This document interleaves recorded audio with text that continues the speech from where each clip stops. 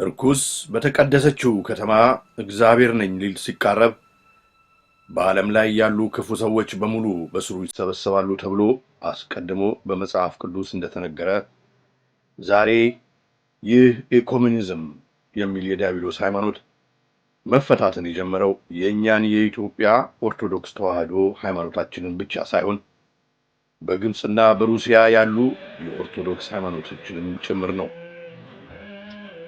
ለምሳሌ በዚህ በሩሲያ ባሉ የኦርቶዶክስ ሃይማኖት አባቶች በተዘጋጀ ድረ-ገጽ ላይ በተለይ ኢኮሙኒዝም አዌርነስ በሚል ርዕስ የተጻፈው ጽሑፍ እንደሚከተለው ይነበባል። It is the duty of the entire church ይላል ጽሑፉ። It is the duty of the entire church, the royal priesthood of believers, to not only be aware of the issues of ecumenism, but to speak out against clear and public violations of our traditions in order to preserve it, because the protector of religion is the very body of the church, even the people themselves. ይህ ማለት ምን ማለት ነው? ስለዚህ የዲያብሎስ ትምህርት ስለሆነ ስለ ኢኮሙኒዝም ማወቅ ብቻ በቂ አይደለም። ሁላችንም ካህናትና ምዕመናንም ጨምሮ በግልጽ ልናወግዘውና መንከረንም ከሃይማኖታችንና ከባህላችን ልናስወግደው የሚገባን ጉዳይ ነው። ይህንንም ማድረግ የሁሉ ሕዝብ ኃላፊነት እንጂ ለቤተ ክህነት አባቶች የተተወ ሥራ ብቻ አይደለም ማለት ነው። እዚህ ጋር አንድ መጠየቅ ያለብን ነገር እነኚህ በሩሲያና በግብፅ ያሉ የሃይማኖት አባቶች ከ1997 እንደ አውሮፓውያን አቆጣጠር ጀምረው የዚህን ኢኮሙኒዝም የሚባል የዲያብሎስን ሃይማኖት ፈተና በግልጽ እያወገዙና የነ ሬቨረንድ ዶክተር ኦላብ እና የመሰሎቻቸውን ተግባር እያጋለጡና ሕዝቦቻቸውንም እያስተማሩ በቆዩበት ሰዓት የኛ የቤተ ክርስቲያን አባቶች ለምን ዝም አሉ? ለምንስ እንደነ ዶክተር አባ ኃይለማርያም ያሉ አባቶች ኢኮሙኒስታዊ መሆናቸውን እንዴት ሳይታወቅ ቀረ? ይህ መልስ የሚያሻው የጊዜው ጥያቄ ነው። እንደሚታወቀው በቀደመው ክፍል እጠቅሰዋለሁ ያልኩት የዲያብሎስ የጥቃት ክንድ አንዱ ማይክሮቺፕ ኢምፕላንት ስለሚባለው የአውሬው ምልክት ጉዳይ ነው። ወደ ትንታኔው ከመግባቴ በፊት ግን በዚህ በሩሲያና በግብፅ ባሉ በኦርቶዶክስ አባቶች ድረ-ገጽ ላይ ስለሰፈረውና እነኚህ አባቶች 666 አውሬው ሥራ ሲጀምር በግንባር ላይ እንዲደረግ የሚያስደርገው ምልክት በምን አይነት መልኩ ወደ ሰዎች እንደሚመጣ የተናገሩትን ማንሳት ግድ ይለኛል። ጽሑፉ የተጻፈው ኢኖክ ቪስቮልድ ፊሊፔ በተባሉ የሩሲያ ኦርቶዶክስ ቤተክርስቲያን መነኩሴ ነው። ጽሑፉም እንዲህ ይላል: Because it symbolizes his spiritual presence among those numerous servants of the religion of Antichrist who will actually place the mark upon the peoples of the earth. Of course, the sign of Antichrist may be placed by means other than a brush, by some other sacred instrument, or simply by the hand of a servant of the universal Antichrist religion. Whatever the actual means, the aim is to induce people renounce Christ. ይላል ጽሑፉ። ወደ አማርኛው ሲተረጎም 666 ወይንም ሐሳዊው ክርስቶስ አመጣጡ መንፈሳዊ ሆኖ ነው። ክርስቶሳዊ መስሎ ነገር ግን የክርስቶስ ሙሉ በሙሉ ተቃራኒ የሆነ ዲያብሎሳዊ አቋም ይዘት ይዞ ነው የሚገለጸው። ይህ ስለሚሆን በግንባር ላይ የሚደረገው የ666 ምልክት የሚሆነው በቅባ ቅዱስ መልኩ በግንባር ላይ የአውሬው ሃይማኖት ተከታይ ወይም ከሃይማኖቱ ተወካይ በሆነ ሰው ነው ብለው ጽፈዋል። ወገኖቼ እዚህ ጋር ልብ እንበል።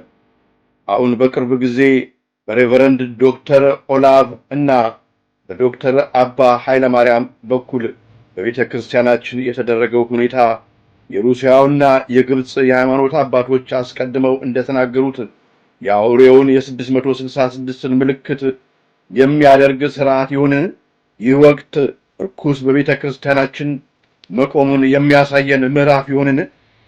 ይህ እጅግ አንገብጋቢ ጥያቄ ነው።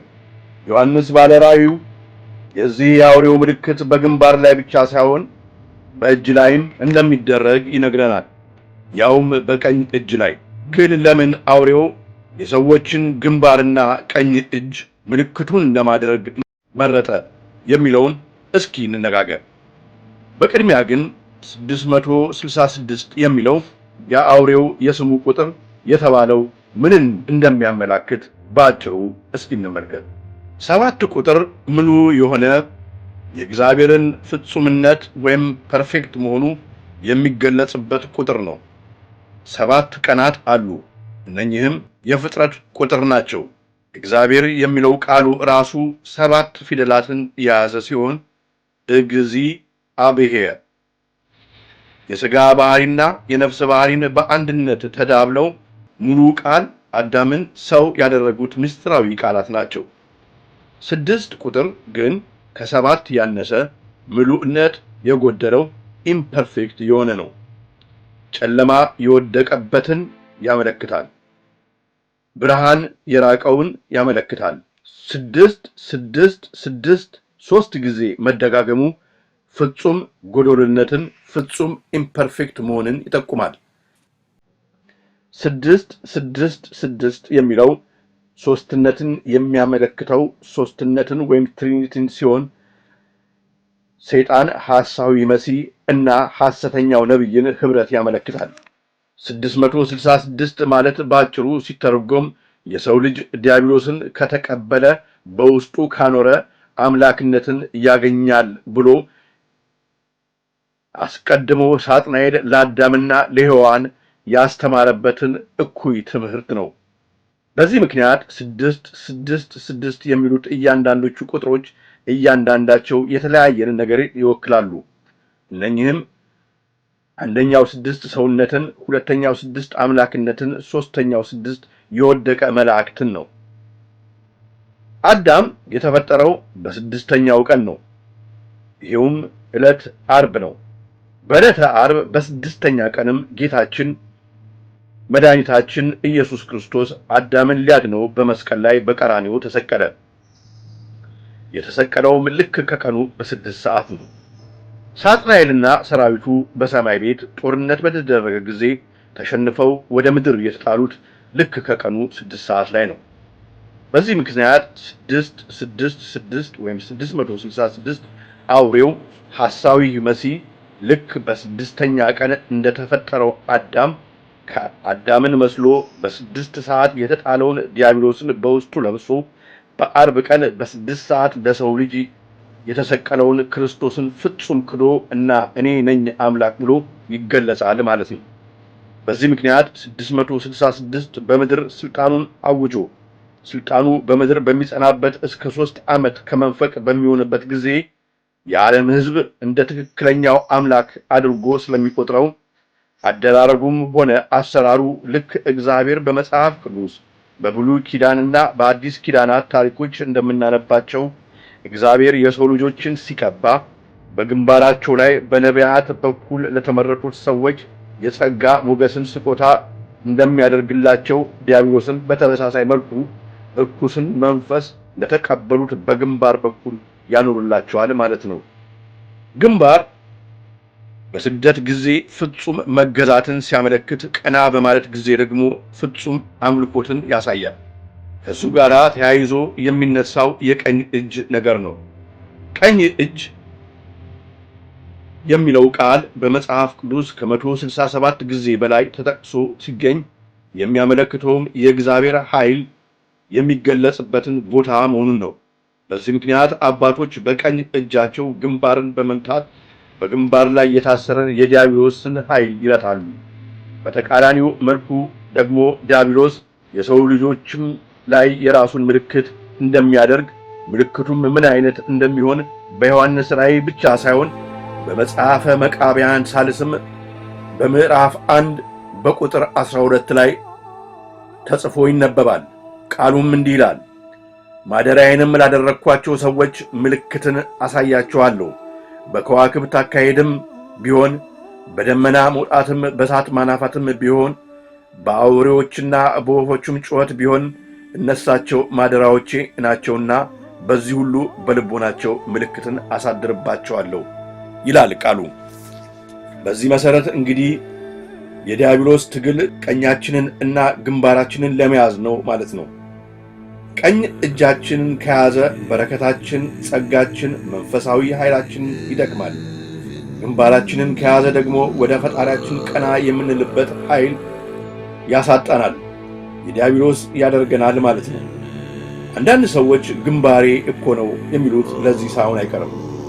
በግንባር የሚቀባው የዲያብሎስ ምልክት እንግዲህ አጀማመሩን እንዲህ በዓይናችን ካየን፣ የሚከተለው ደግሞ በነ ቢል ጌትስ በሚሊንዳ ፋውንዴሽን በኩል በቀኝ እጅ ላይ ሊያኖሩት እየተንቀሳቀሱት ያለበትን መንገድ ማጤን ነው።